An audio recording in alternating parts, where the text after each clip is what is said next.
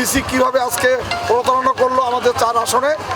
আক্তারের কথা শুনে সে আমাদের ভোট ইঞ্জিনিয়ারিং করে আজকে আক্তারকে জিতাই দিছে এখানে 4 আসনের মধ্যে।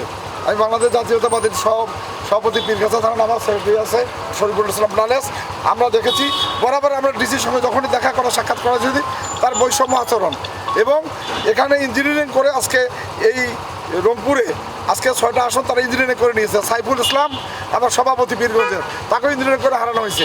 পীরগাছায় রহিমউদ্দিন ভরসার সুসন্তান এমদাদুল হক ভরসাকে ইঞ্জিনিয়ারিং করে হারানো হয়েছে। এটা আমাদের কথা। আমাদের দাবি ভোট পুনর্গণনা করতে হবে। বিসমিল্লাহির রহমানির রহিম। আমাদের এই যে প্রার্থী আছেন উনি একটা দাবি নিয়ে আসছেন যে ওনার বক্তব্য হলো যে ভোটটা পুনর্গণনা যদি হয়ে যায় তাহলে একটা ভালো রেজাল্ট আসবে। উনি অন্য কিছু চাচ্ছেন না, শুধু ভোটটা পুনর্গণনা চাচ্ছেন। তো এখন ইনি যেহেতু রিটার্নিং অফিসার, ইনি ওনার কাছে একটা আপত্তি করছেন।